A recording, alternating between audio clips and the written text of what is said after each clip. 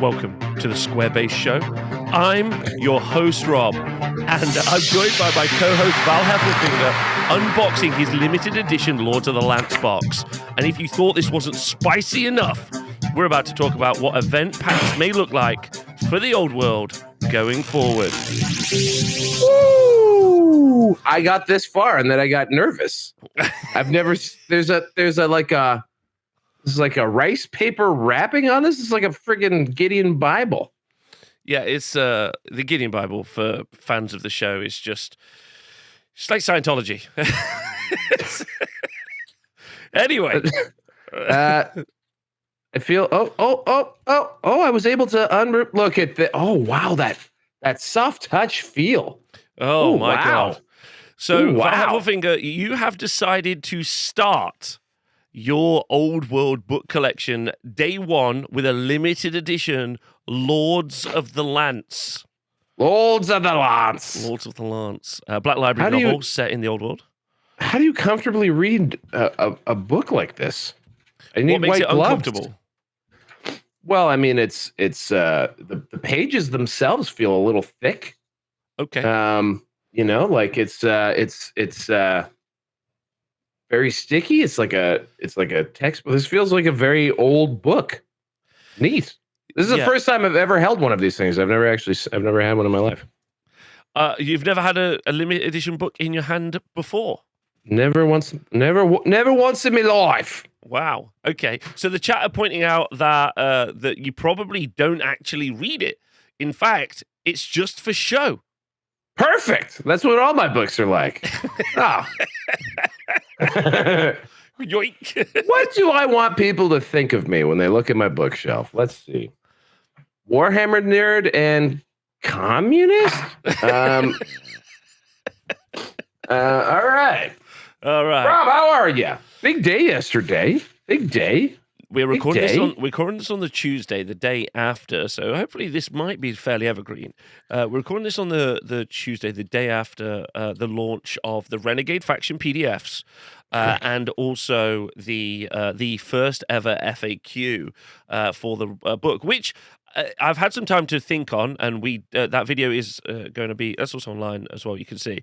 But it should be or it's going to be. We've had a busy morning, as you know.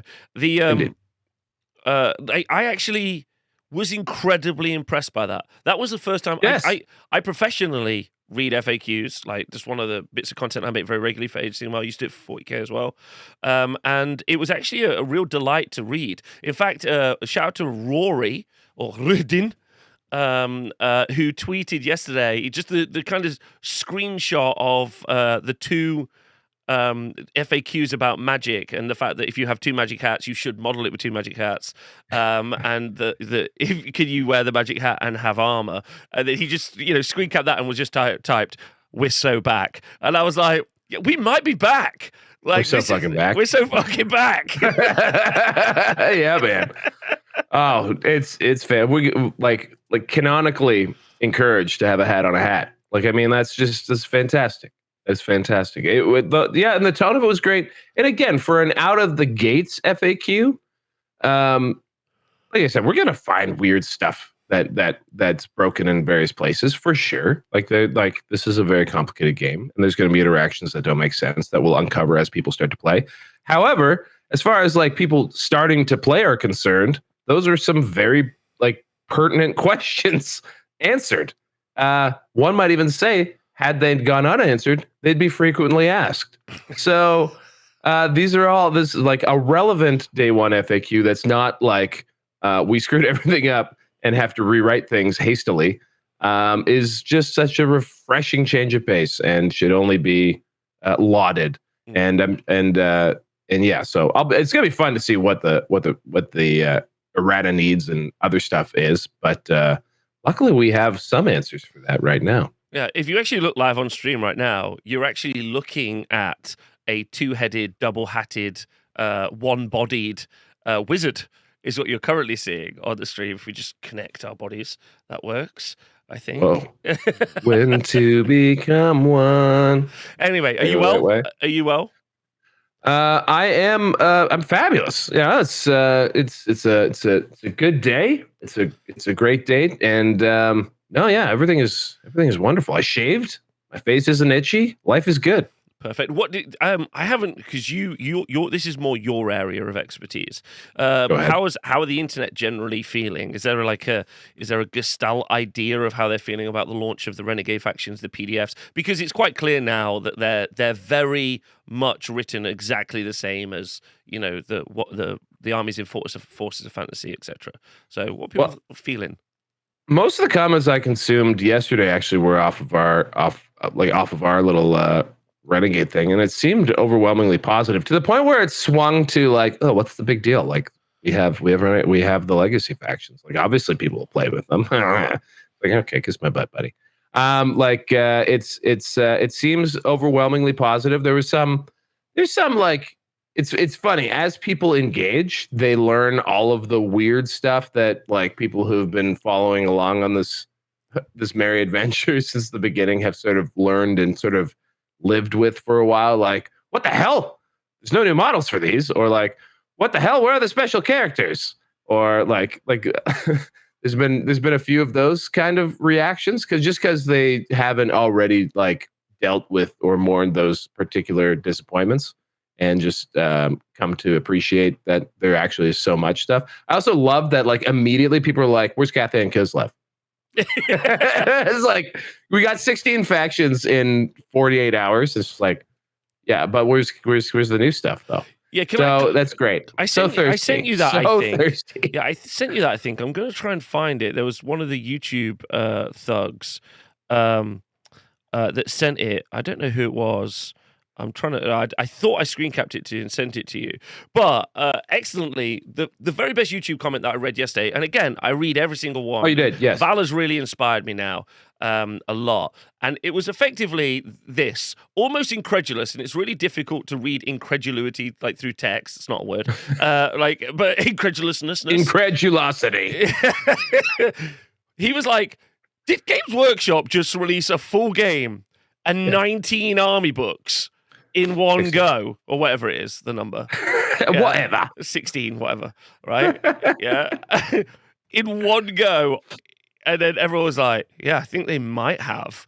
Like, it's kind of stunning. Like, it really it makes 40K, their mainline game, the game that just sells so much, makes so much money, puts them really to shame with their kind of like, oh yeah, we needed to do an index. It's like, you didn't.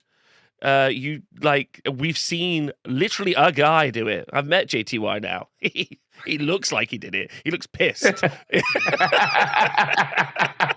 I went up to him to say thank you. I saw him at the open day. I went over. I said, "Hey JTY, I just want to say big thank you for all your work." He wasn't there in an official capacity. Big thank you for all your work. He was serving hors d'oeuvres. Yeah, absolutely love it. And he looked at me honestly like I was like, he was like, "I hate you. Please leave me alone." Right? And I was like, do you know what? If I'd written 16 army books and the whole Old World rules, I'd probably feel like you feel. So that's fair. Yeah, I was like, peace be upon you. Keep going. I mean, he is the pain sponge of an entire community. So, I mean, I could see. Can you imagine absorbing there's a literal old world on his shoulders. So that's a lot of weight. That's a lot of weight. That's a lot. Most of it's metal. That's the problem. It's really pushing down. Yes. Okay. Well, so obviously, with all that released, the next thing to talk about is that we have events coming up. We have events coming up. I saw someone in the YouTube comments offering you out, Val. They were saying, come over to Planet X Games. Start getting some reps. Games. Yes, start getting some reps in. You've been offered several games over there. X Planet Games, March 2nd, we'll be doing an Old World tournament. At least that's what Lionel told me before he vanished to Las Vegas for the Las Vegas Open. And didn't get any of the things I ordered or answer my messages about them. So, but I'll forgive him because apparently there's a blizzard. And X Planet Games will be running an Old World event March 2nd. Perhaps we'll need a little bit of comp, Rob. What about you? Aren't you running some events? Now 4, of which the first. What are you, Adele? The first one's sold out. The second one is almost sold out. The third one is mostly sold out, so that you can find these all on if you're in England, or travel over if you want, like Val is for the first one. There's a guy from Australia coming to the first one. Shut up. There's a guy from Perth, Australia, the most isolated place, coming to the first one. Yes. Oh, he watches. That's a lot. He might even be in chat right now. If not, he'll comment. Tell him hello. Okay, so that's insane. Okay, so and then we've half sold out our team event already. So we're doing a team event. Old World team event? Old World team event. 4 people. What? 4-person teams. What? Yeah. Yeah, well, a couple of the AOS guys that I know were like, Rob, please do a team event. I was like, yeah, no problem. Off I go. So done and dusted. That's half sold out already, which is pretty exciting. Amazing, Liam. Okay, perfect. So, yeah. So with that said, and as the responsibility of being a tournament organizer is falling on my shoulders, on Val's shoulders, on people's shoulders around the world, me and Val have been talking back and forth. Definitely Val's been very keen. So I'd like to say he's been the engine behind this, although I've been very conscious I have to do it as well. To be like, right, okay, what does an event look like, baby? Yeah, what's it going to look like? So obviously... Rob, baby, what's this event going to look like? I went in big. I was like, 5,000 points. And he was like, what the... That's mainly because I wanted 5 level 4 Tzeentch casters. No, that's only since you started writing lists. I'm glad actually we had the majority of this conversation before anyone actually was like, I can't take everything. I can't take everything. Yeah. Because I think that's where 8th edition fantasy did get to. I think because it was a game of very established players who had pretty deep collections and a very good grasp of the rules. I feel like 8th edition fantasy did get to a size of game, like literally like points on the table, that was very large. So the games were about 2,500 points, 2,400 points. And as comp was added over time to try and balance the factions a little bit, because there was no active involvement from Games Workshop. You could get even bigger than that. I believe in ETC, or so the old European Team Championships, Tomb Kings were allowed to take 2,600 points, and everyone else had 2,400 points. So stuff like that happened, which is, I think, really cool. Great way to handicap an army. So starting at 2,000, which is the recommended, I think, size in the book, because although the only hard line that they've taken as far as how to play this game so far is genuinely don't use the legacy factions. That's it.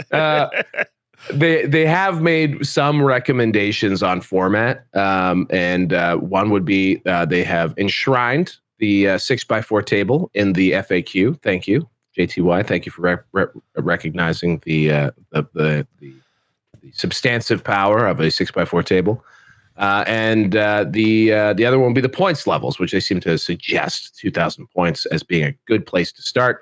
We bantered a bit about because we've both been a little concerned about army building since the almanac on the topic, and so we discussed 1999 as a way to maybe add some comp as just an option, because that's actually that was an idea I got from some of the 6th ed tournament formats I saw, because like in 6th edition, there's a there's a big difference between an army that's built at 1,999 points and 2,000 points, but I think we've moved away from that. Why don't we discuss comp in general a little bit? Why comp, Rob? That's a great idea. I just like to establish something for everyone. As I've just said, I've got sold out events. So those players now need to know today. They need to know. They need to know what their army restrictions are. They need to know how much, even the points value, like Val talks about. How much have I got to buy? How much have I got to find on eBay? How much have I got to 3D print to be able to play this game? And so, I think this is a really valuable convo. And also, when I go and play my pickup games over the next few weeks, what level, as I'm starting to learn the game, sure, if I want to learn a game, I saw Liam talking online. the other day. He writes some great articles for Goonhammer if you want to go check them out. But he was saying, like, obviously start out small, start at 12.50 or something to play the game. But you got to work out what you want to play towards. And that's what I want to do, so that's it's a valuable thing. It's really valuable, and hopefully this becomes like a standard, because it's a well thought out standard, in my opinion. Anyway, right, so let's go. Square-based, introducing square-based comp. So why comp? Talk to me about it. I think I kind of touched on this, but like army composition rules are a proud tradition of Warhammer Fantasy, allowing the community of people to shape the game in a way that meets the needs of allowing the community to shape the game in a way that meets the needs of players. And by that, I mean, and again, this is interesting because we did see that GW has committed, or SDS is committed to being active in managing the game in a way that they had not previously been. But that being said, even in any group of players, and I mean community, that can be your local community, that can be the wider meta, that can be whatever things we agree to at whatever level is where comp comes in. In fantasy, it's taken more extreme versions in comparison to, say, what modern 40K looks like, where you would see modifications to how many, like what kind of units you could take, rules, interactions, points, and missions. These days in 40K and AOS, I think largely where comp comes in, that is like community created rules and methods of playing the game, would have to do with floor rules, like how you comport yourself in an event.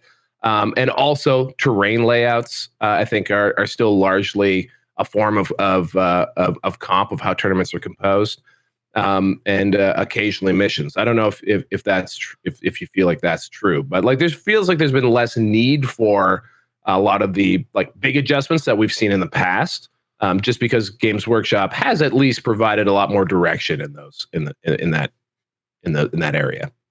Yeah, there has been more direction, but that direction has been almost every single time lifted from the community. Age of Sigmar itself is a community developed game.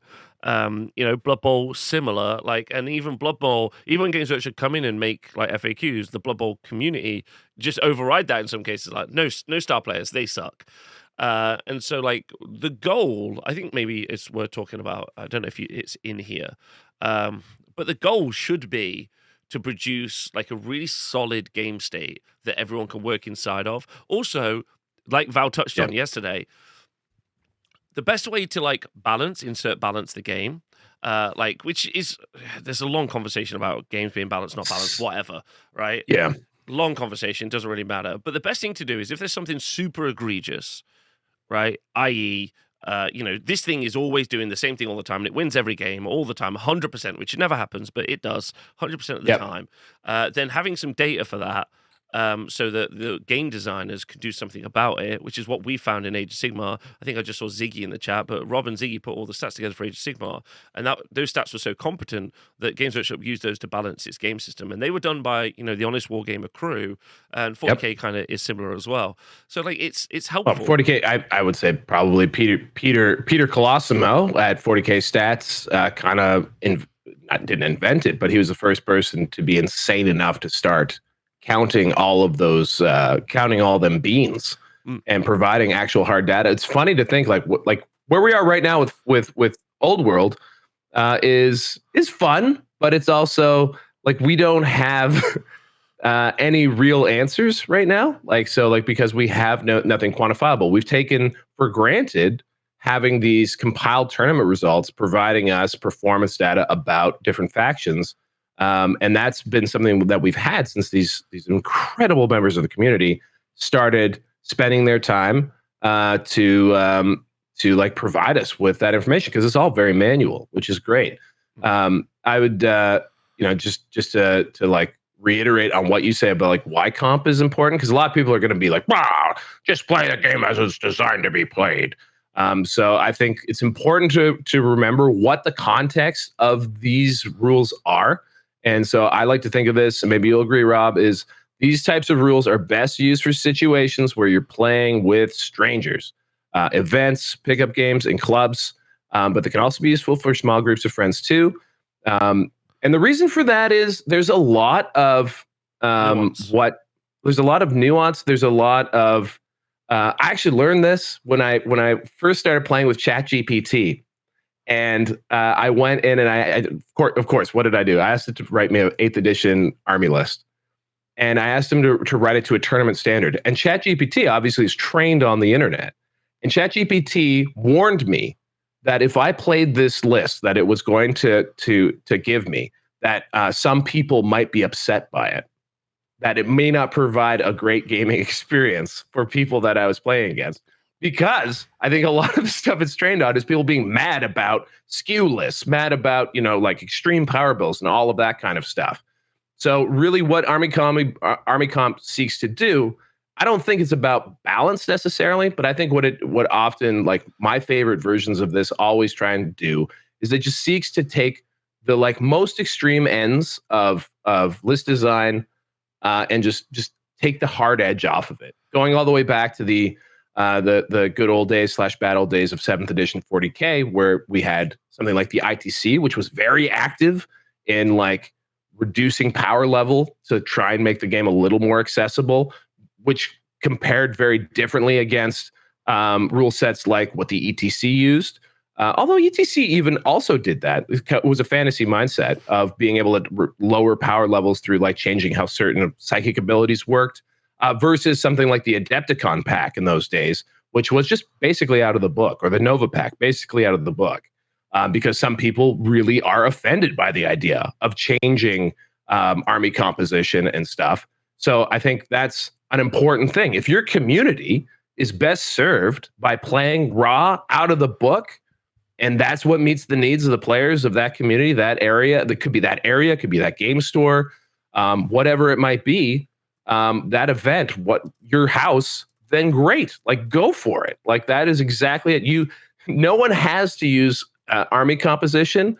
No one has to use this army version of Army Comp. I'm going to be super curious to see how other TOs approach some of the things that we're trying to answer. I really want to stress that you can play this game however you damn well please, and we're going to be right here cheering you on. You feel the same way? I just want a pickup game. I just want to talk to a guy at a pickup game, and we both know what's happening. That's all I want. I want someone to be like, "Hey Rob," because I've had a lot of offers already. "Hey Rob, I'd love to come over and play," or "Hey Rob, do you want to come over and play?" And I'm like, "Cool. I already know what we're doing. We've shaken hands on the situation already. Perfect." I will say one of the things about the why not just say 2,000 points? Because why not? Because there are some issues at 2,000 points. That's why. Okay, cool. All right. Yeah. So that's why, yeah, playing with someone, and again, strangers can mean a lot of things, but like we have different ideas of what is cool and what's okay, and some people really don't mind pushing the limits of all kinds of skews. Comp lets you take the edge off of that. The thing is, there is some stuff I'm willing to try. Like, I think one of the things that's going to be talked about a lot is the gyrocopter helicopter spam thing. Sure. And I'm like, let's go. Like, I'll try it. Like, I'll try and play against it. Like, I think the issue is to just like resolve stuff ahead of time. Like Val said, to maybe curb the feelings. But I don't know. I don't know how much of that was like old ass hats back in the day versus like actually now in AOS you see a lot of the same model sometimes in some army builds, and it's pretty awesome. So there's some good feelings. This is a start, and this doesn't mean that this is the absolutely conclusive position that we're in. Do you want to move on to the next point? I'll move on to the next point, but I just want to say, like, no one needs to necessarily wait for the meta to adjust either. I think, like, stuff like, especially now that we have the Renegade factions, we see, like, a core unit, two core units, actually, in both Wood Elves and Lizardmen, which are very potent in Skinks and Glade Guard. And we have, in our experience, seen situations where with unrestricted army building like we have in this, you might get a situation where you have a lot of single entity or like extreme MSU style builds that kind of break the mechanics of the game, because you just get more action. So we can talk about that in a second. We think, but like, because no, I'm gonna go. I know on this. I'm gonna be very, very firm on that. I know what, and we're gonna see. I'll tell you what, guys, you're gonna have a real good chance to say, "I told you it's no big deal," because we're gonna see. This is just what we're doing. There's gonna be thousands of events, and the vast majority of them are just going to be played out of the book, and we'll see what comes out of those. So these are just the initial army composition rules. They're literally for Rob's event at the TSN events at the TSN Arena. I'm gonna have Lionel run them at X Planet. There's an uncomped event at the end of February, very close to me up in Barrie. They're running just right out of the book. So if these evolve as we receive new information, then we'll let you know. Yeah, welcome to the SBC. Welcome to the not for sale Squarebase comp. Squarebase comp. Not for sale. Not for sale. You put your mats away. All right, so let's talk about it. Can you make mats? I hear that's lucrative. Oh, actually, though, can I show you one thing before we do this? Oh, we're gonna tease. I don't know. We're gonna ADHD right as we're. It's not a tease, but like we just finished the latest movement trays. And then we got some feedback on the previous movement trays because we didn't have these magnet holes in them. So these are like movement trays that you can basically they're modular. Does that make sense? So if you want 5, there's a back bit, you stick that on 10, etc. Anyway, but then we got some feedback about having magnet holes built into the tray, so you don't have to. Because again, I was like, I'll just buy the magnetic thing that you do, and then they were like, why don't you just put magnet holes in it? And I was like, oh my god, so. How cool is that? That's fun. That's very cool. That's little cool. Spot. We'll have some links in the description. And this was almost a professional. This is like a professional YouTube video. Right before we dropped the actual nugget, you came in there with the product placement. Incredible. So what was happening? I wasn't doing that. I was just excited. Oh, okay. No. I don't know if you know this, Rob, but we have like 10,000 subscribers now. So like we don't. So why aren't you subscribed?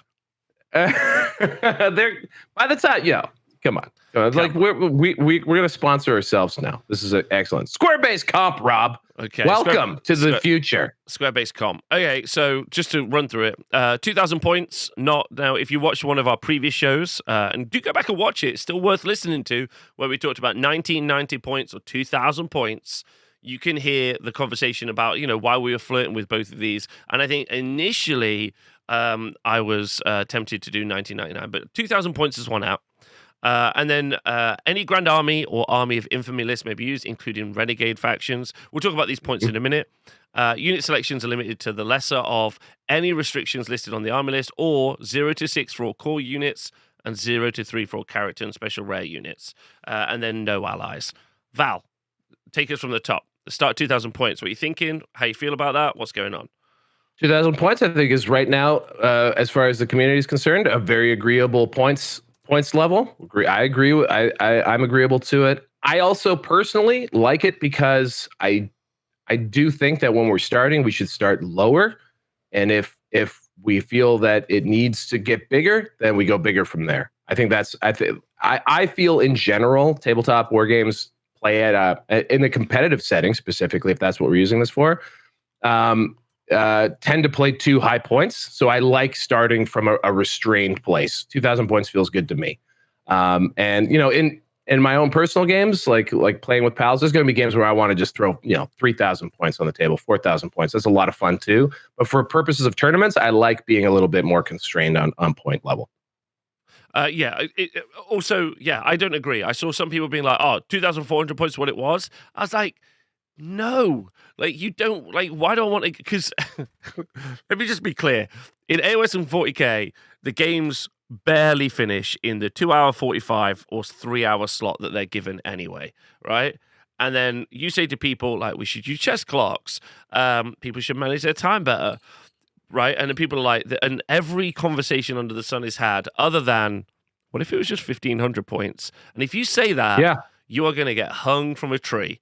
Like, I'm like, you can finish games quicker if they're smaller. And they're like, I'd want all my toys. I think 2,000 points is perfect. Everything is based around 0 to 1,000 points. So going beyond 2,000 points makes absolutely no sense to me. It's just some like old No, I mean, you felt yourself like, I mean, and guys and gals out there, like if you're starting to spitball some lists, you're probably feeling 2,000 points. You're feeling like that's tight, but to me, that's good. That's a good thing. That's forcing choice, right? That's economy of choice. I think that's for me as far as like what is the type of game I like to play in. I like a game where it's you have to make sacrifices when you're picking your army. Being able to take everything is fun and it has its place, but it can become unwieldy because the sizes of the games get very large, and it can take a long time. Now, as far as like finishing games are concerned, at 2,000 points in the early going and later on, people are obviously going to struggle to complete a game in however an allotted time frame, just because it's a complex game. But also, I think. Points levels as far as a direct corollary to how long a game takes. Yes, it's there, but a lot of that has to do with also how are the players playing it. Because I think the number one solution if we're having trouble getting games done is, well, know your rules, master the game, and all that kind of stuff. But once that's accomplished, once we're in mature meta, well, then it's chess clocks. But we can have that conversation another day, because this is already a lot. But that to me is the one way to do it. But anyway, 2,000 points. Before you start typing a YouTube reply or anything in the chat wouldn't, because they know. But before you start writing that YouTube reply about chess clocks, just ask yourself what time you have an appointment later, and know that you're using the passage of time and the recording of time to organize your day, and then be quiet. Stop typing. Okay, just at that point. And also, no one's coming to your nice club event or your pickup game at the store and telling you to hurry the hell up. These chess clocks are for tournaments, for making sure that for ensuring fair play, for ensuring that both players get time to finish the game. That's what they're for. Let's move on. I shouldn't have even said that word. Very triggering. Also, I've just got to say, I really feel like we should have called it Squarebase. I know this is too late. Squarebase Standard. I like that. Like, this is like the standards. Like, this is just the layout. This is just the standard, right? SBS. Then we'd be SBS. Then we would have been the SBS, which would have been pretty fucking. Ooh, I like that. Okay, we might change up the name. So it might go Squarebase. We've already got notes. I'm actually making a note. Okay. SBS but then, because Squarebase Standard gives us the opportunity to create Squarebase Wild or Squarebase Big, SBB. Mm-hmm. So there's or SBF, Squarebase Fast. Yes, yes. So I like many that. options. Squarebase Fast might maybe even consider playing that on a 60x44. The next one will be any Grand Army or Army of Infamy list may be used, including Renegade factions. In case that was a doubt, I think it's important to enshrine that. Also, our little branded thing. I love when I'm out there reading comments and I see someone refer to a Renegade faction instead of Legacy, and it just makes my day. Thanks, Chat. Chat named that, didn't they? I think Chat named Renegade faction. Just FYI, but like, well, I mean, you and Chat are kind of symbiotic. So if someone in Chat coined Renegade factions for us, thank you. Chat is the fourth pronoun. I love that bit. I'll talk about that on another show. It's one of my favorite things. Nothing controversial or surprising there. Obviously, there's 16 factions. All of them should be used in events. I will say that one of the conversations I've seen online is people being like, oh, so I won't be able to play the Games Workshop official tournaments. They basically exist in Nottingham and like 5 times in the USA. Like, that's lame. And store. And I don't know, because I don't think like Games Workshop managers kind of live minute by minute, day by day. So I don't know how much stuff's actually happening in store. And like, I really do wonder, like, if you show up and you start buying from your local GW, a Lizardman army in beautiful Seraphon plastic, are they really going to be like, no, you can't play that here? Like, I don't know.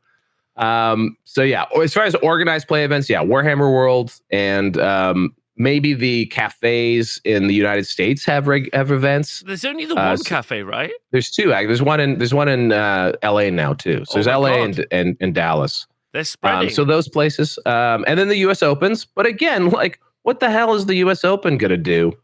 Like, if they run an event with 9 factions, like, who's going? I don't know. I guess the people who have those 9 factions. So like half of the people.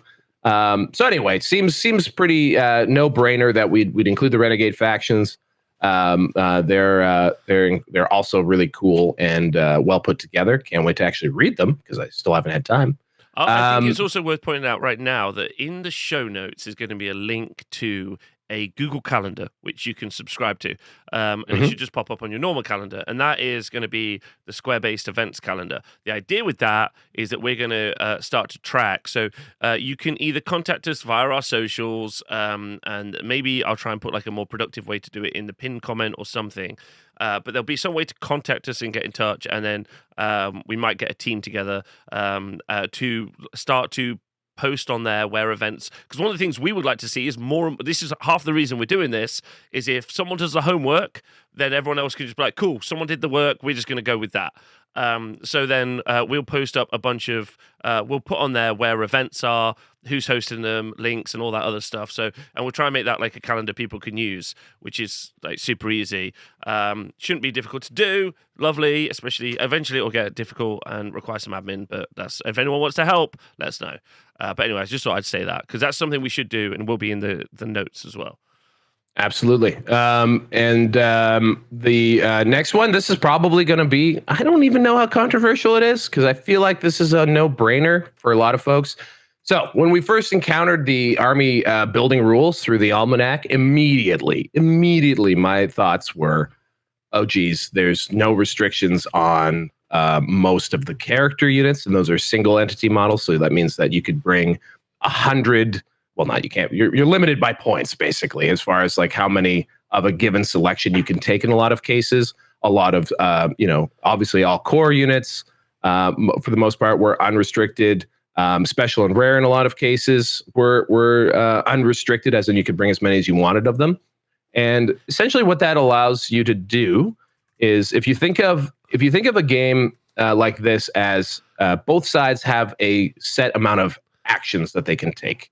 Right. So if you look at one unit, in theory, if it's a 6 game, if it's 6 rounds, 6 turns happening in the game, every unit on the table has the potential to fight 12 rounds of combat. Right. They have that many actions. So you take the amount of units you have on the table, and that's how many like total swings at combat you have. And you can think of it the same way as for shooting. Now, if you have a situation where one army is able to take just a lot more units than the other side can, that side has an extreme advantage in the ability to take actions and activate, and also can just swamp one side of the table because the opponent, playing with more of a traditional list with a limited amount of selections, like big blocks and stuff, versus say a bunch of gyrocopters or a whole lot of dragon ogres or 10 or 20 units of 5-man glade guard, they may not have enough actions to actually eliminate all of the units that are on the table across from them. So you get this skew towards effective small units that can basically work in a way that the game, well, it's a way that the game can work, but it's not necessarily the game that people imagine when they think of playing fantasy or hopefully the old world.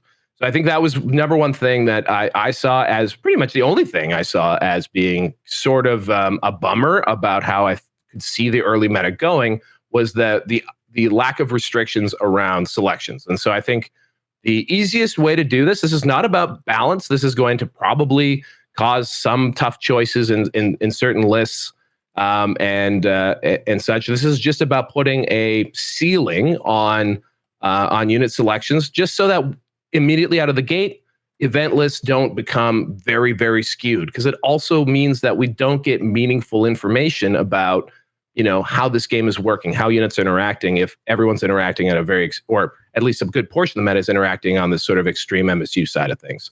So that's why we went with 0 to 6 for all core units, and 0 to 3 for all characters, special and rare units. Obviously, if there's a restriction on the Grand Army list, or the Army of Infamy list that's more severe than that, then the lower number would be what's used. So it's still, unfortunately, it's still 0 to 1 slant, guys. Sorry. So that's essentially the way I imagine that. I know, Rob, I know you don't see this. I see this as fairly elegant, but it is a bolt-on solution. We're not going through every list and making judgment calls and saying, no, you can only have 2 gyrocopters. We're just saying that, if you really want to go ham on gyrocopters, you can still have 18 of them, but they're in 3 units. They're not 18 individual gyrocopters. Okay, so I think at the moment what this feels like is a safety net, right? This is if you're riding a bicycle, this is the training wheels, right? There will be some people running uncomp tournaments where they're just like run a bunch of gyrocopters as an example, right? Will that break the game? It's a great question. Okay. I don't necessarily know because none of us can really know as much as we might have played fantasy before. And both me and Val's been playing it recently. I played it competitively a lot at the very end of Warhammer Fantasy Battle until it ended. So I think we have some sort of conscious idea of what this appears like on the tabletop, but meta shift, a change, and also adapt. And so there's a really good conversation about, and this game, while very similar, is different. I think the pushback mechanic is going to be super interesting, but I'll talk more about that on another show. So I would see this as training wheels. This is just my kind of safety net for feelings. Just like Val talked about. Someone turns up, like right now, the gyrocopter thing has become a boogeyman that hasn't even happened. No one's even done it. No one's even put it on the tabletop and then said, hey, like, it's actually pretty easy. I just fireballed off one, then I just charged another, like no one's actually even really like got to the nitty gritty. But I think it's a good safety net is how I would look at it for just people being like, okay, because also you don't want to go out, and it's also kind of giving a safety net to the guy that might go out and buy loads of dragon ogres or gyrocopters, because then they could be like, oh, actually that's lame that everyone's decided that's horrible to play against, even if it actually isn't horrible to play against, right? So there's so much around this that's really to do with just kind of letting everyone, like, it's like when you go to like a nightclub or something and there's just like a barrier and it's just like, this is where you queue, and you're like, cool, thanks. Instead of it being a free-for-all and it being confusing, it's just easy peasy. So I think that's really good. It's really healthy. There's still some problem units 100% at these things. 100%. But I would really like to see the game be played a lot, and before I go any further, would like to see the game be played a lot, not math hammered out, not just like a couple of sweaty hours on TTS. I'd like to see it in the wild and see what people's experiences are. Because, again, moving away from 40k, Age of Sigmar's like a lot more open with some of these elements. We just had the LVO final where potentially 5 steam tanks won the event, and that's interesting. And sometimes that's very themey. There's some really cool stuff there, and I really like the narrative of war games. That's why I don't play chess or Go, which are better games. I like that there's story. I like that it's an army of steam tanks or whatever it might be. So it's fun. So I think that that's good to be analysed in the future, but a great start, which is really healthy. Yeah, absolutely. I think you summed it up really nicely there. And also, I think because we've seen too, like just yesterday, that they have signaled we're going to be managing the game, so we could see, as we've seen in the past, because GW has been led by its community in the past. We could see them institute a very similar rule like this. By the way, this is just lifted out of how they fixed 8th edition 40k, really, or to address a meta that was sort of skewing towards just bringing the best unit over and over. In AOS, actually, I think the counterpoint, I think this is where Rob was coming from. It's a game that actually is kind of comfortable with this as a mode. So I'll be interested to see, like, if people are really into having skews that go very, very heavy into a particular unit, or into a lot of very, very small units, MSU. That's the way the meta goes. That's the way it goes.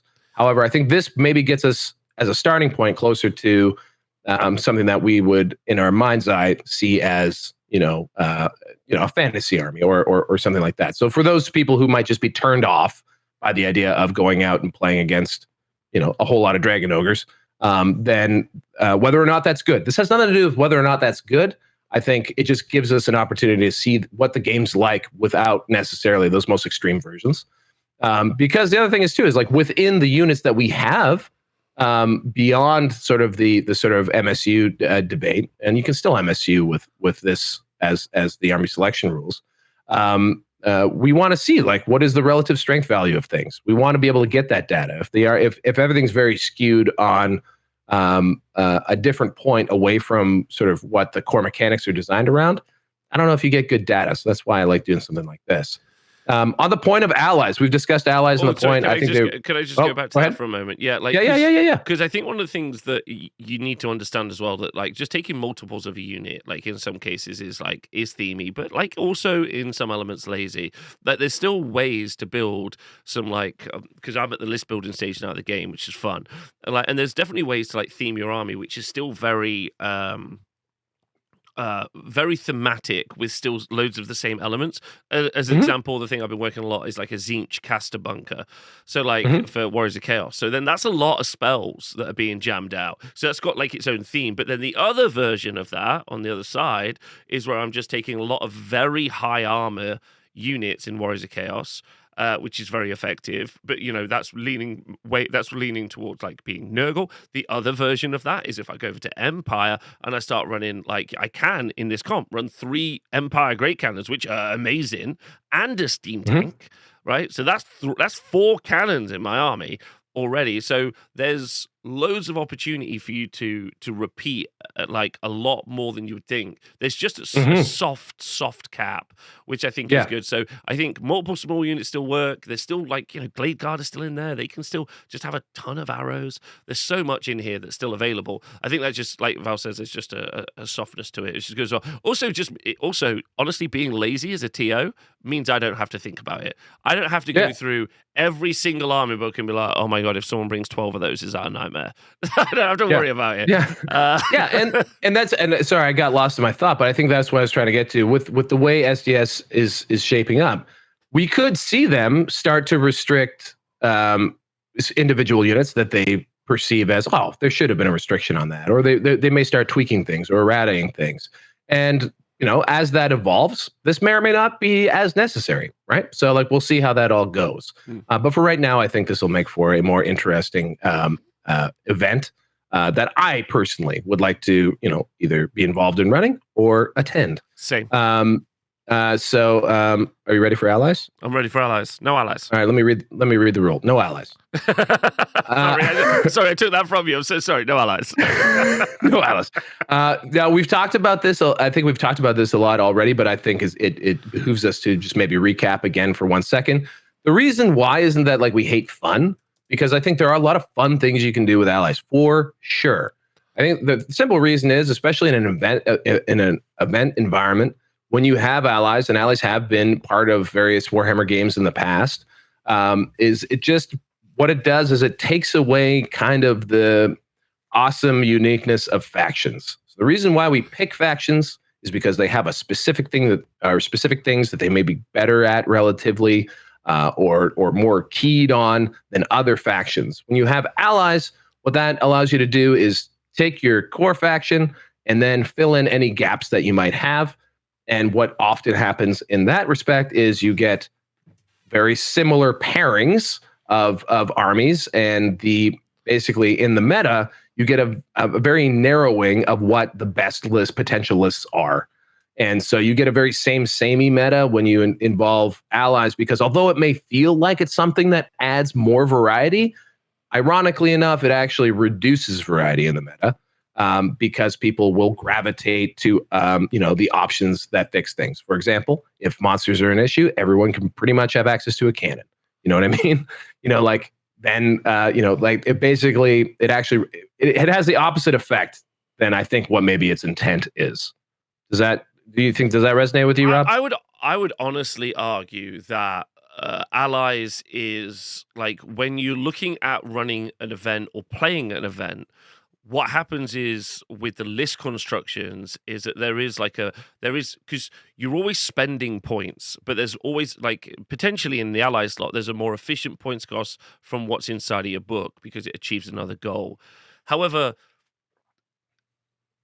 the narrative intent for allies is so obviously very clear. Like the thematic construction that like these guys are attached with these guys, and the really exciting way that they've obviously talked about unit fillers, but more importantly, the way they've talked about like kit bashes.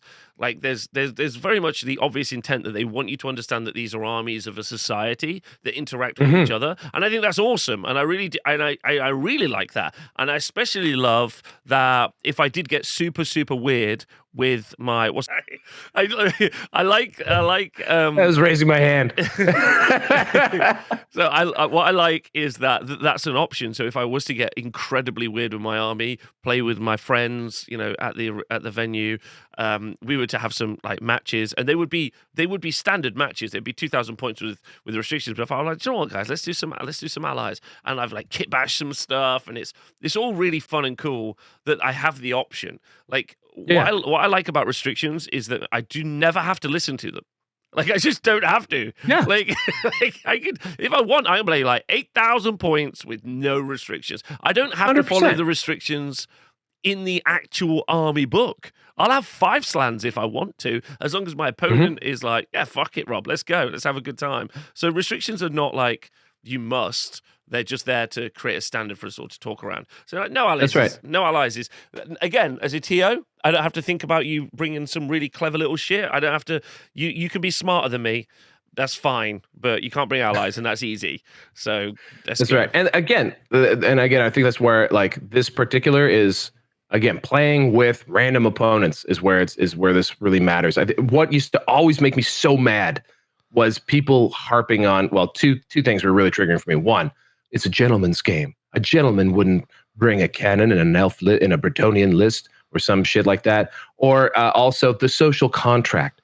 So the social contract with this idea was this idea of like, you wouldn't bring an overly powerful list, and you wouldn't hit a man with glasses, would you?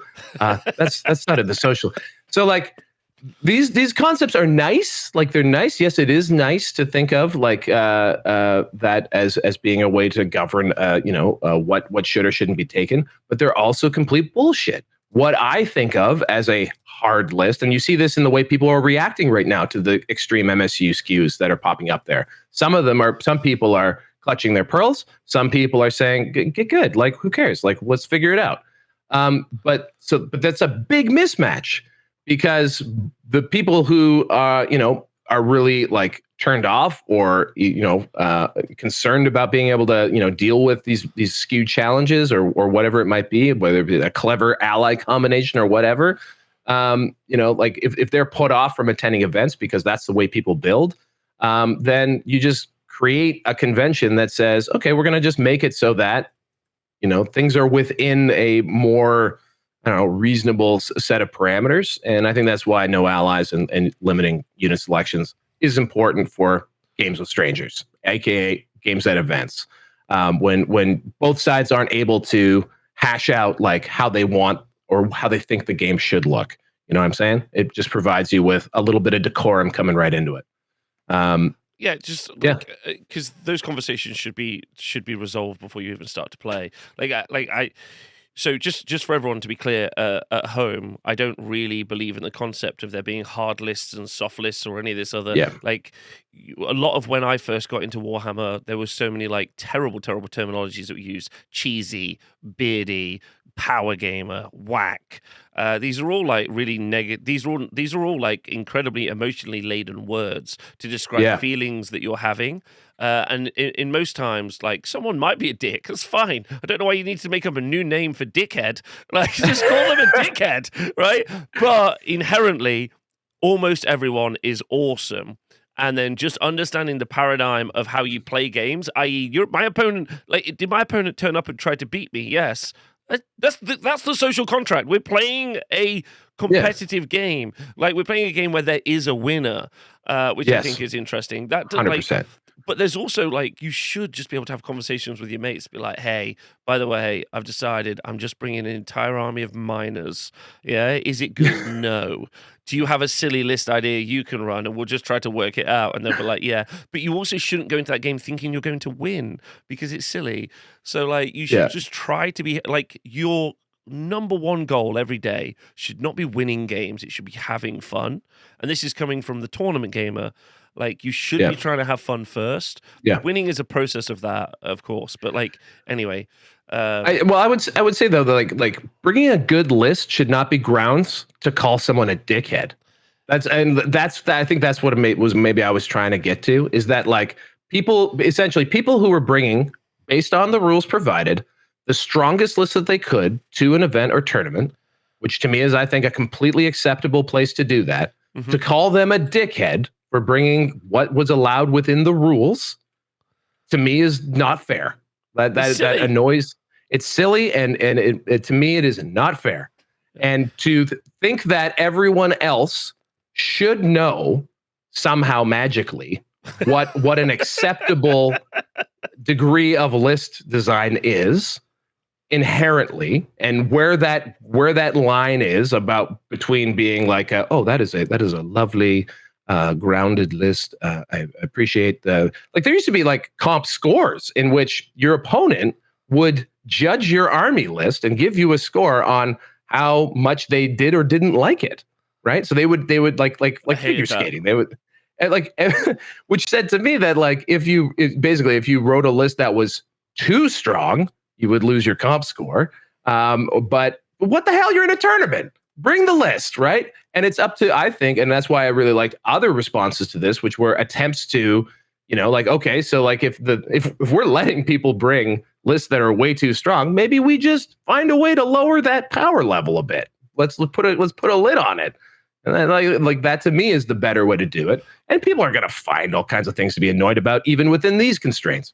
But I just, like, to me, that's what it's about, is like, don't expect people to know magically what you think is an appropriate thing to be able to bring, especially at an event or a tournament. Go in there realizing that like people are going to bring the best that they can. If you're bringing the best list that you want to make, or the best list that you think you want to use, or just the dudes that you think are the coolest or whatever, great. But just understand that in that frame of reference that, you're probably going to go up against some wild shit.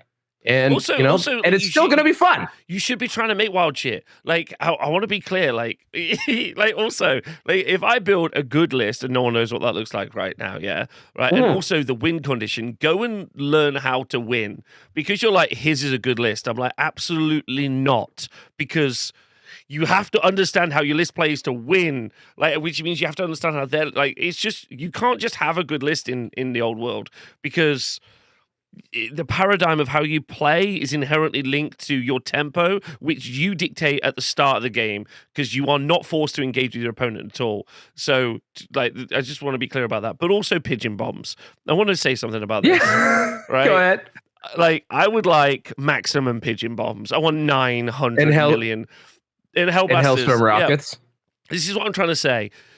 The game is so well done. I want to shout out Old World, the rules. And I talked about Beast of Chaos. Of all of them so far, I know a lot of people have read the Empire, watched the Empire video now, and I'm super happy you have.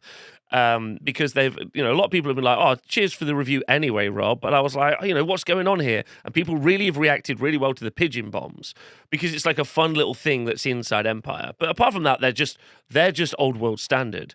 Whereas you go to Beast of Chaos have got like layers of different kind of amazing narrative things, most of which I wouldn't take. Like I say in one of the reviews, I'm like, is this good? No. Should you take it? No.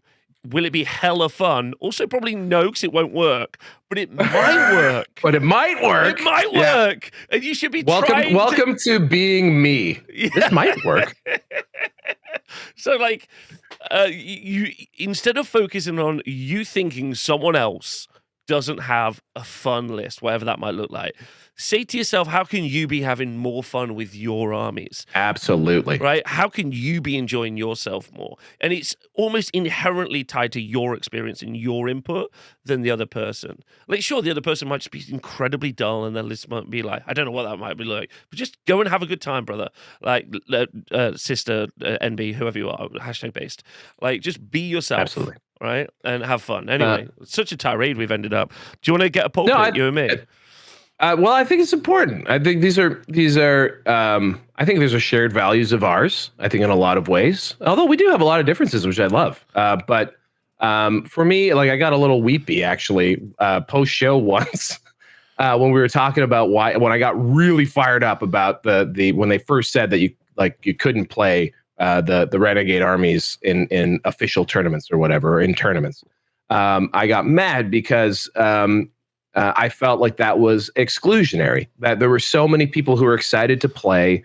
And all of a sudden, like that, the football was like yanked away, like Lucy and Charlie Brown, right? And that, to me, made people who were as excited as I was about Old World coming back and being able to play it suddenly feel very sad that they were being left out, and that really kind of choked me out, right? And so, like, I like inclusivity. I like anyone who wants to play to feel comfortable and wanting to come, and that's to me that's where I come to when it comes to comp. It's not even about balance. It's just about like, what is the biggest tent we can create?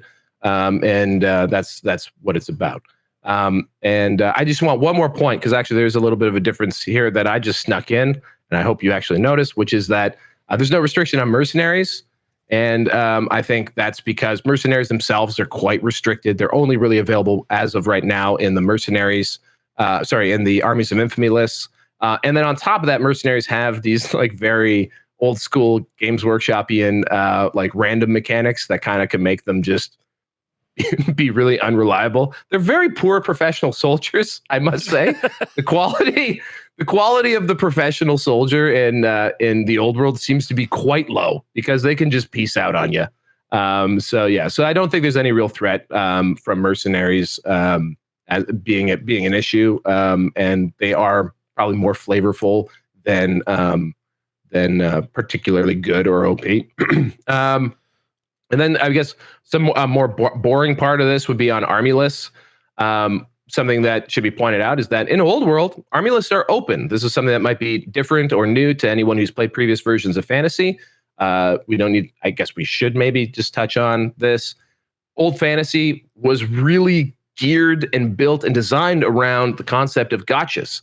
Like surprises that you can spring on your opponent, magic items hidden in units, like units inside of units that would just suddenly appear, like fanatics or assassins or sneaky gets, and that was kind of part of it. The problem with that is that gotcha hammer leads to, I would say, negative emotional experiences.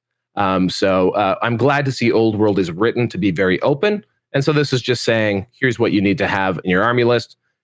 If you're reading this and thinking to yourself, oh, well, they forgot to say that this should be on the army list, Rob won't care as much, but you could tell me or leave a comment about anything that we may have missed that should be on an army list that your opponent would need to know.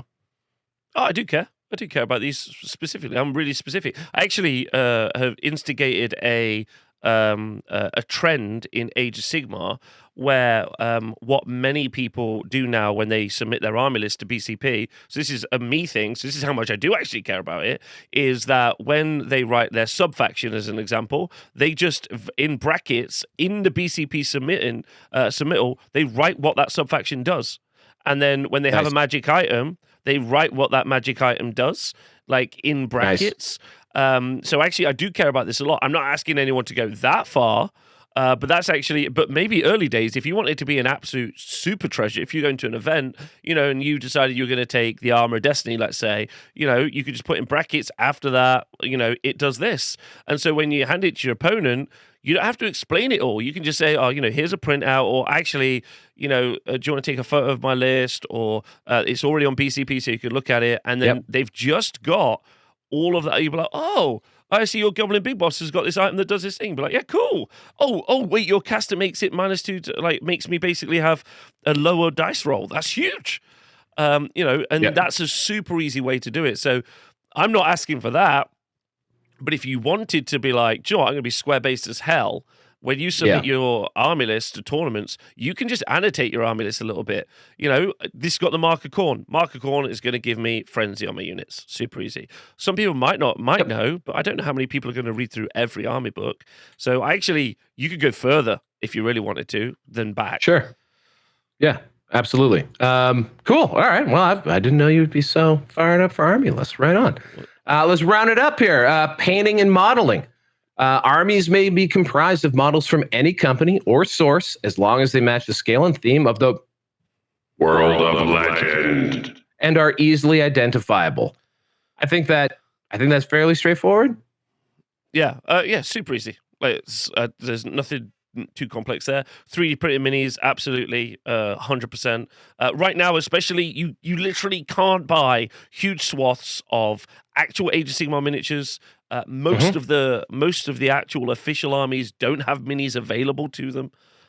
Warriors of Chaos and Beasts of Chaos, definitely do because of the Age of Sigmar minis, but they're also massively sold out. So I would like, just all of those proxy minis, alternate minis, all those things like are very welcome. A land of creativity. Yes, I think that's what it's about. It's about it's not about just bringing a bunch of like busted ass models and stuff, because this is a game of aesthetics.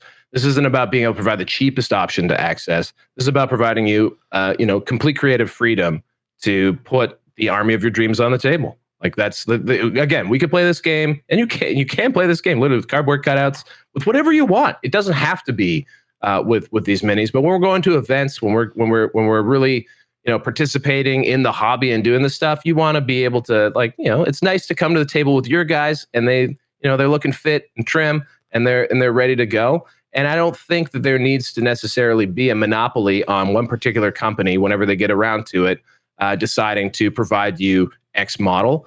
And that's not to say that when they do provide it, that you shouldn't go out and buy, I love the Games Workshop orcs. I also love the Avatars of War orcs. I will probably have a mixture of both types of models in my armies. Like that. And that's where I think we should definitely be open to that, because I've seen, there is some consternation about like, oh, well, if you 3D print, then, this game's going to die. Maybe, the sold out probably game. not. It's a sold out game. They make enough stuff. They basically produce enough stuff to satisfy their needs. That doesn't necessarily satisfy the community's needs.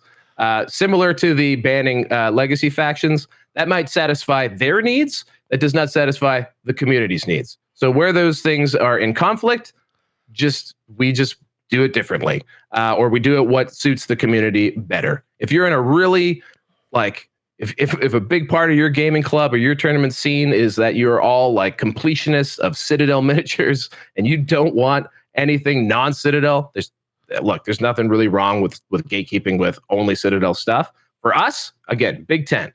We want people to be able to access this game, and we want people to bring models that they think are cool. If they don't like the old stuff, there's lots of great new stuff you can take, including from AOS and third parties, 3D printing, all over the place. There is a amazing amount of cool stuff out there that we can pull from to make these armies. No reason not to be able to bring them. Can I also shout out something here, because like me and Val talked about this off air, and I'd just like to bring this back to the kind of front of the conversation. Many of these things are written. We're going to talk about painting in a minute. We've just talked about minis. Many of these things are written, I think, oftentimes to give some guidance, but sometimes to avoid, like, again, that guy. There's some famous pictures in the past of someone using like cans of tuna, marshmallow men, etc., to do these things. And the answer is, it's really simple. I don't even write complicated stuff in my packs for my events. I say, hey, just bring minis that are appropriate and paint them like you're meant to paint them for events. The standard is you just fully paint your army and you just bring the minis, like a mini that approximates what you're trying to achieve. It's that easy. And if you can't follow that information, if you're like, oh, I'm going to do this thing, I just don't want you to come to my event.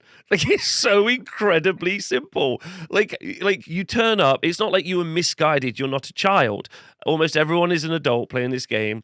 And everyone understands. And if you don't, you can always just message me, hey, Rob, what's fully painting me? And I'll be like, paint it like it's a mini representing the mini and stick some flock or something on the base. You're done. Off you go. Get some sterling mud, whatever. They'll be like, thanks, no problem. You are intentionally trying to misunderstand beyond that point. That's what's happening, right? And don't. Yeah. What I would interject with, and again, watching how 40K developed, and indeed the ETC, like Tom, who used to be on your 40K show, he maybe single-handedly was responsible for some of the most grievous atrocities against the hobby that ever were seen on a table, including the crystal orc cannons and things. And never forget.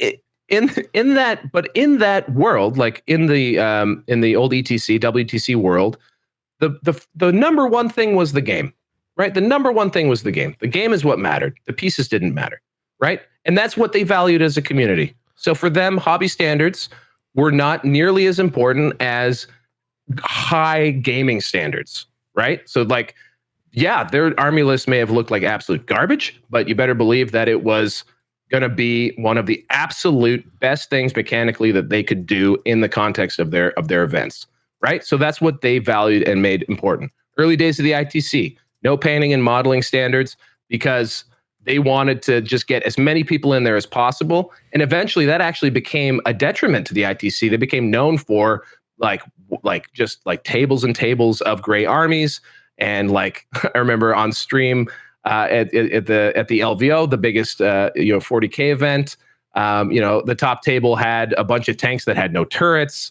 There were broken models. It just looked bad, and it made people feel bad and made people less excited to go to those events. So when they realized that was not good for their community, they raised their hobby standards. So I think for Rob, and indeed probably for me, like I would probably say at the event that I'll be helping run on March 2nd at X-Planet Games, I will probably have a very lax hobby standard than this, even because again, I want people to just show up and play. But at the same time, I love going to events that have these standards, because when you get to the table, it just does look better. It feels better. So again, it just really depends on you as a TO, you as a community. What are the things that you want to do with the rules that you have for your events and stuff, and what is the game you want to see on the table? And that's what matters. I think it's good advice if you're trying to build a local community. Run a bunch of like non-painted events, and I'm actually very pro that. I'd like to be very clear, like super pro that. If you're trying to get a bunch of people into the hobby, do a bunch of like no painted events, do some lower points value, do like 1250, do those things, make them shorter rounds, make them one dayers, which is more accessible. People have jobs, families, there's some real difficulties, and I'm going to try, and actually one of my jobs today is to actually look at when I can put a bunch of one dayers here at the arena and try to like mix them up with some other events I've got on at the same time. And I'm probably going to lower the hobby standard required for those things just so people can practice and play. So I think that those are all incredibly valuable. And I agree with you. But eventually there's like a standard, like that I really appreciate. Like at the arena, we normally try to make we've got really nice tables. I try to make really nice terrain. It's a nice place. You get free soup. But my point is that I think that there is there's a perfect. Okay, to me, there's a perfect game. And the perfect game is this. I go to an event, I bring my fully painted army, that I love, and they bring their fully painted army that they love. We play on a lovely table, we have some free soup, and then we play a lovely game, and we both understand what's happening in the game. We have a great game. The game tells a story. We have fun. Someone wins. The table looks brilliant, and we leave. That's in my opinion, that's the best. That's the standard that we should all be working towards.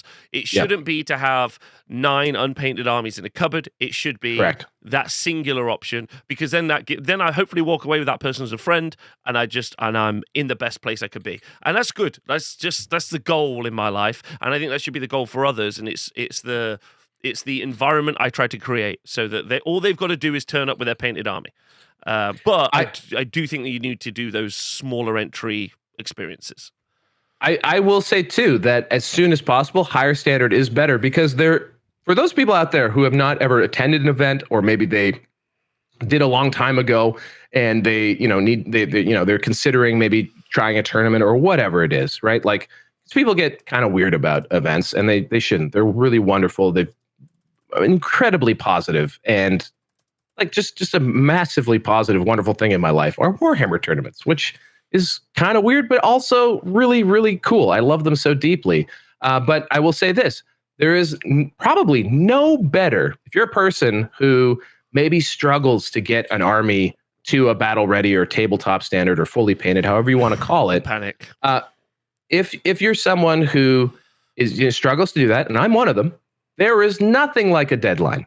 There's nothing like a deadline. There's nothing like knowing you have to be at Rob's TSN Arena on whatever it is, March 29th or 30th or whatever it is, and I need to have my army ready for that day.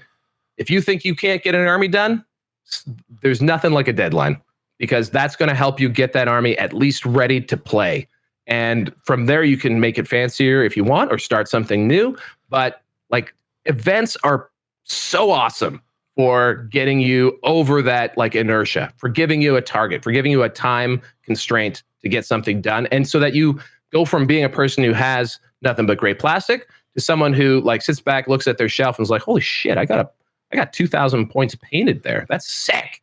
Like, and that feels good. Like, that's a feel good. So like, hobby standards are also great, just for raising that bar for people so that they themselves are able to achieve something that maybe otherwise they wouldn't. If it was just something that'd be nice to do or something that they wish to have, going to events and hitting that standard just helps you get over that hump. At least it's been very helpful for me personally. It's like cleaning up the house, right? Like, I try to keep my house neat and tidy all the time. Sometimes though, leave a couple of clothes on the side. There's little bits, and then someone's like, "I'm popping over later." You're like, "Oh, okay. Now I'm going to clean the underside at the back of the toilet that hasn't seen a human hand since the beginning of history." Do you know what I mean? Like,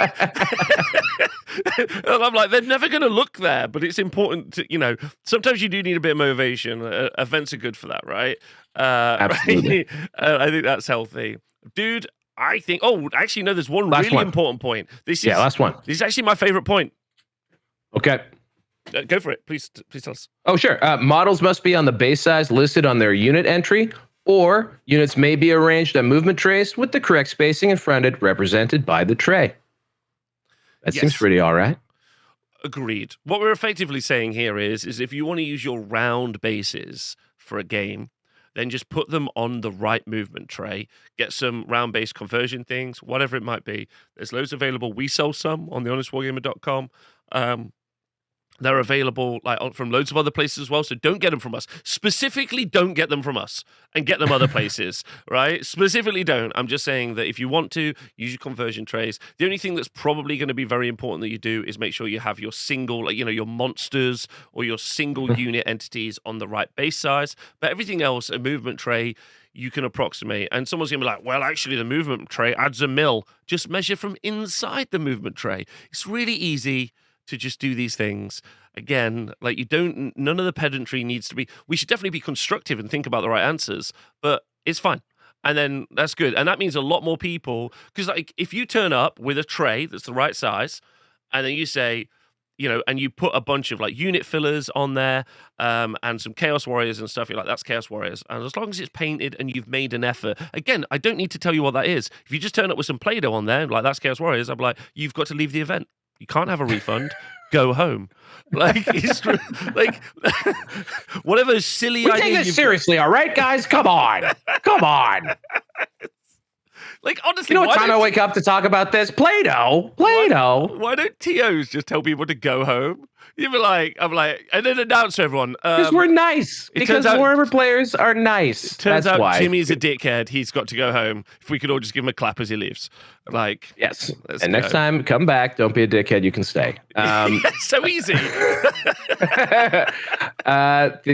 We can regulate. We can help people become better people. The thing I would say about this, actually, so I've actually been thinking a lot about this because this was one of the first, what? We got to rebase our armies? Oh my God. And I was always like, well, whatever. We'll just space them out on the trays if you don't want to do it. In my head, I'm like, I'm just going to rebase everything. But I'm coming to find that actually there's a fair amount of rebasing, especially on skirmishers and single, anything that's going to be a single model outside of a unit. And this is from me going square to square, right? Mm-hmm. This isn't even people coming from AOS. The ones that you might need to, if you got an event coming up, say on, I don't know, March 2nd or on the end of March, and you're thinking about how am I going to do this? The ones to focus on, I think specifically, would be your skirmishers and anyone who's standing on their own, like anyone who's outside of a unit.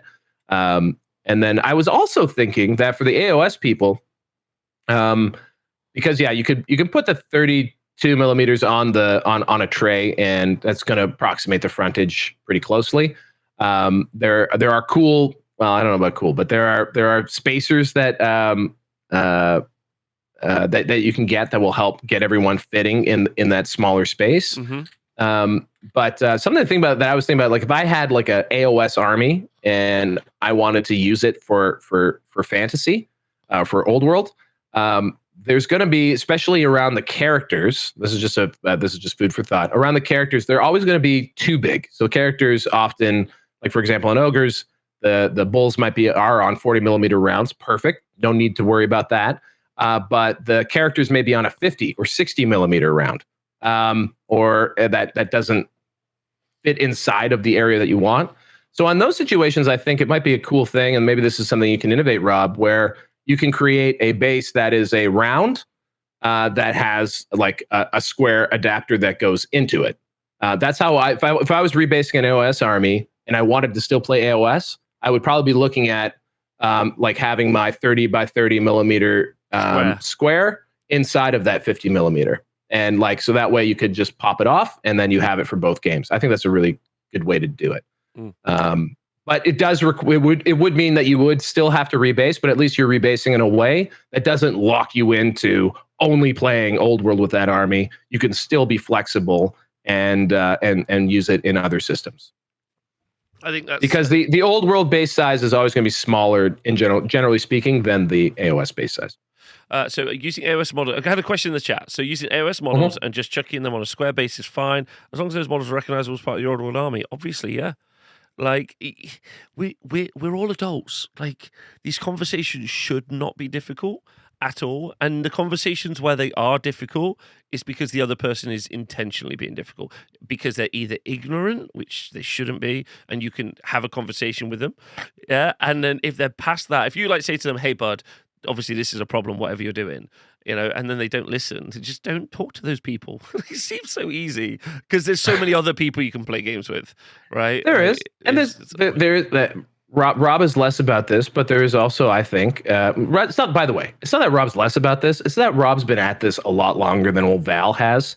And so he's beaten his head against the wall with compassion and empathy, and decided that perhaps it's not the best use of his time all the way. But there is a second way, which is also to advocate for yourself and to engage with people about these things. So like, yeah, I think it doesn't have to just be like, fuck you, I'm gonna go play square base comp. It can also be like, okay, well, what do you think is a good way to play this out of the book? Okay, cool. And then help them have the conversation about why things are the way they are, and see if you're really that far apart. Because I find that usually there's a very specific thing that someone's got stuck in their craw, and like that specific thing is blocking them from being open to a different idea. And when you can identify what that thing is, you can usually find common ground and compromise. Yeah, no, I'm very keen. I'm very keen for empathetic conversations. Just as an FYI. It's harder to do as a TO when you're dealing with large groups of people. As a fantasy football commissioner and Warhammer tournament organizer and at times manager, I understand entirely. Sometimes you just got to set the rules and tell people to fucking go fuck themselves if they need to. But also, like in our communities, we're gonna have to win people over to playing this game, to playing the game in a way that we find, you know, is fun and engaging in an organized way. So like, yeah, I think it's important to remember, find out, like, if someone's really reacting strongly, if someone's like, this is stupid, and we're going to get that in the comments and on Facebook, I'm going to bomb this all over the place. We're going to get that like real visceral reaction. I think the real key is to first lead with, okay, well, what is it specifically that's making you react that way? Because sometimes it's just like the hubris. How dare you? JTY ascended the mountain in 2018, and he was and Old World was written on stone tablets through the word of God, and he descended that mountain and he presented us now with the Old World, and he said, go forth and play, except for with these particular armies, which is confusing. You know, like there are people like that who just think that like it is an act of hubris to suggest that we go against the design intent. But again, as communities, as individuals, as people, we need to be able to talk with one another and win them over to our side if need be. Or, like Rob said, go our separate ways and enjoy the game in the way that with people who enjoy the game in the same way. That's what's really important. Yeah, definitely. I can't wait for my tyrant status now to be enacted. Through the world. I've decided now. No, fuck it. No, I'm going to be the tyrant now. No, that's it. Dude, Red Flames. In fantasy, I'm doing it.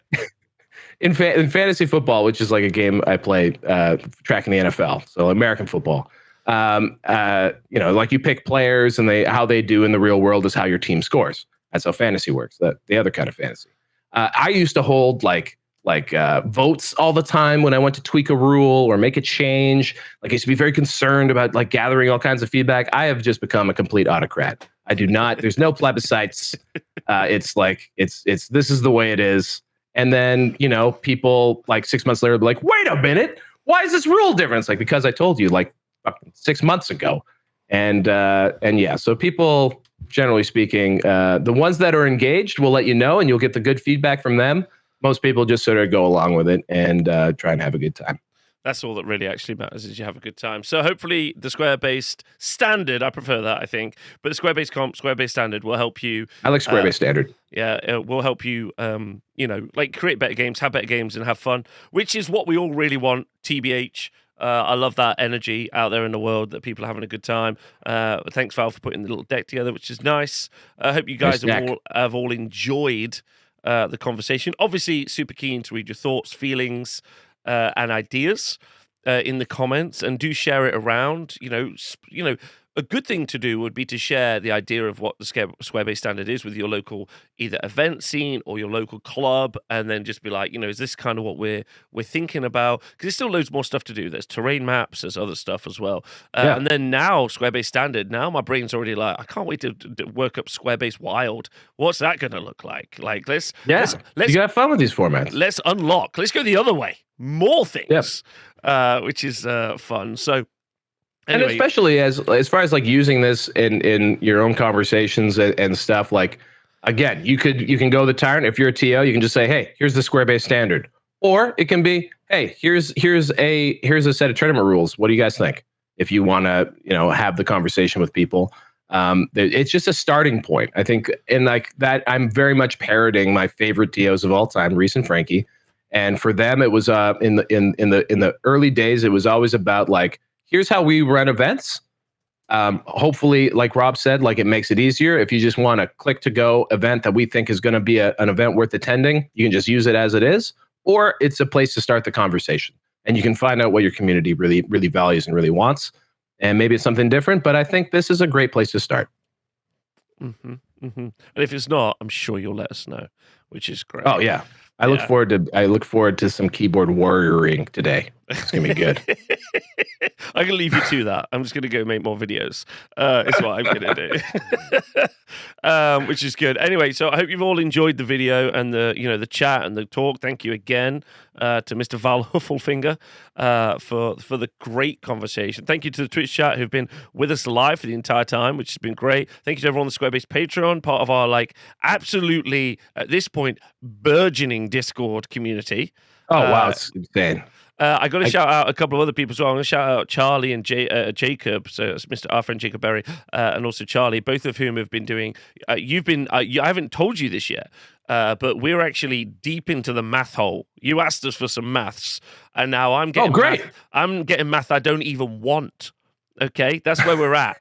Okay. I love it. That's useful resources. Yeah, yes. So I can't wait to see that stuff. So we're deep into that, which is fun. You got some heat maps for me? You're gonna get some heat maps, bro. We need to talk about dangerous terrain because that's literally meta defining. It is. So there's some really interesting. And apparently, stuff. We need to talk about hills because I didn't realize hills were such a trigger word for you. No. Just ban hills. I was like, this morning when I woke up, I was like, can I just tell him to ban hills? I'm just going to say ban hills in there. And I was like, am I going to put the whole thing on the line? It's me or the hills, but I mean, hey, at your event, that's up to you, man. But yeah, I think we could. There's a whole show on terrain, and I know how excited you are to talk about that. So maybe we'll make that a priority soon. Because the terrain rules in the BTB are like a lot of fun, and actually, maybe you can just give us a teaser, Rob. What is it about Is it the fact that the hills have eyes? Are you worried about the hills? Are they unnerving you? This is a North American versus England conversation, which you might not be privy to, but I'm sure you will have heard it because I know that you deep dived a lot of content back in the day when English content about Warhammer Fantasy Battle. So I know you listened to a lot of that. But I lived the experience. Still existed. Yeah, I lived it. Yeah, I lived it. Yeah. And in North America, I think terrain was done, but even now in the modern 40K and Age of Sigmar, even though TOs provide terrain, sometimes it isn't up to like a standard, I guess, or hasn't been thought about, or hasn't been putting that effort in. Back in Warhammer Fantasy Battle Day, at least in England, it was an absolute cowboy's paradise. People bringing terrain that specifically hid their characters.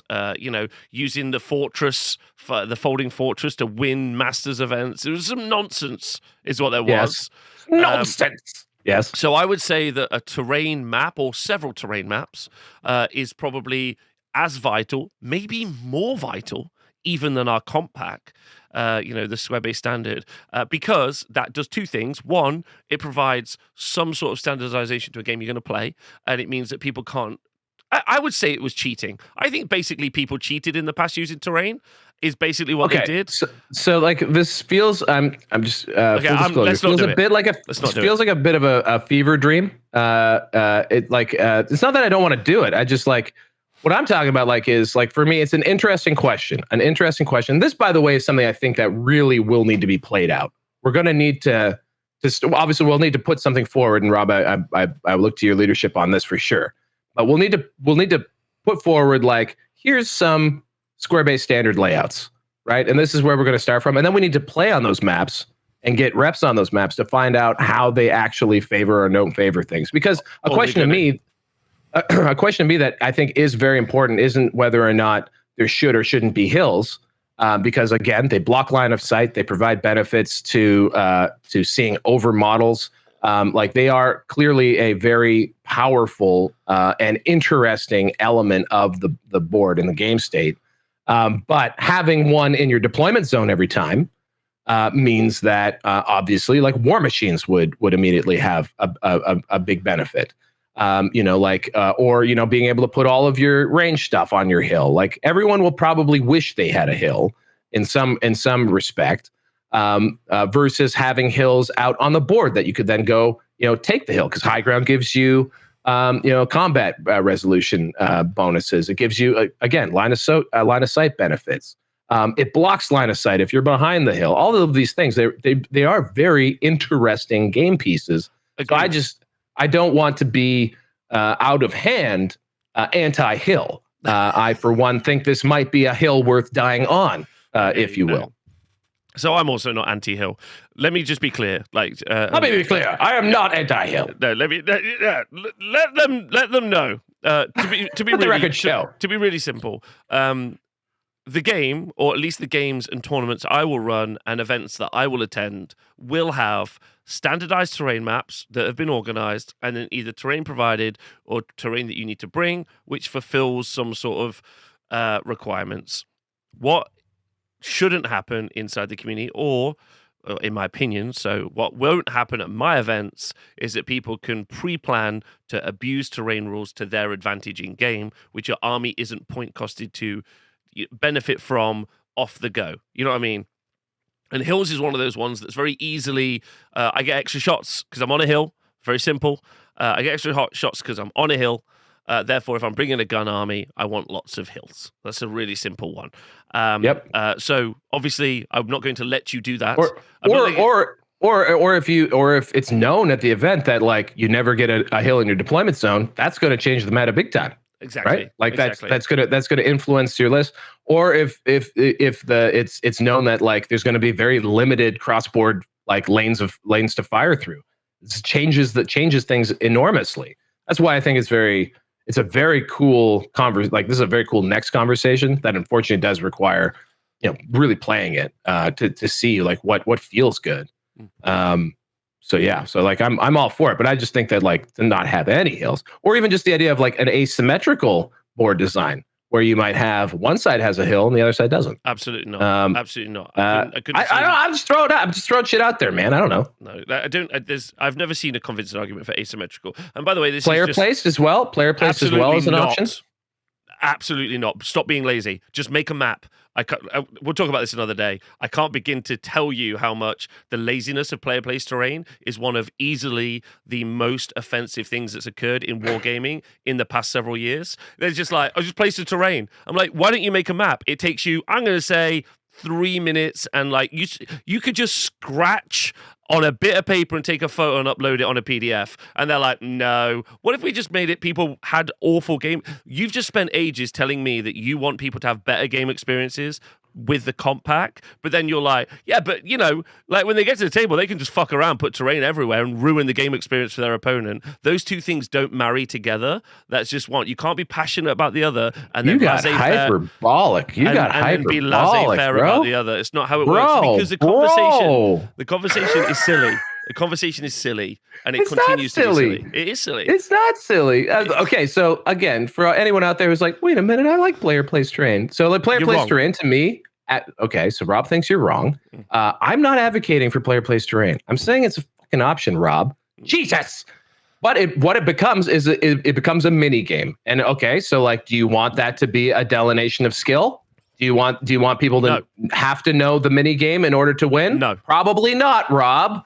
So yes, I'm just saying it is an option for distributing terrain. I agree. Maps are good. Maps just take more work because you do have to experiment with them and you and see how they actually affect different missions and scenarios and all that kind of stuff. Jeez, man. We're square-based here. We're open to discussing ideas. We're not that. No, it's been discussed in every single other game system. We don't need to. This is like... It's worked well in 40K in the past. It hasn't. It actually hasn't. Don't worry. I'll go get you a list. I'll send Tom on it, and I'll get you a list by the end of the day where it it hasn't. What it has done is the TOs at the end of the day in America have been like, oh, didn't have to do anything today. Like when you could have saved yourself time by making WTC set tables have, I think, over time won the battle. Absolutely. They like set tables is where things have gravitated to. I think players prefer them. No doubt. I do bristle at the idea that it's categorically bad and just lazy to have player place. It's very lazy. Sensationally lazy. But I love you. To be discussed on the next show. To be discussed on the next show. We got spicy. We got spicy at the end. I like it. See, mom and dad love each other still. Don't worry, everybody. I could do it. Yeah, of course. All right, loads of love chat. Thanks for watching the show. It's been lovely. I hope everyone has a lovely day. Look after yourself. See you so soon. Thanks for being square based. And then don't forget to have a nice time. See you soon. Bye.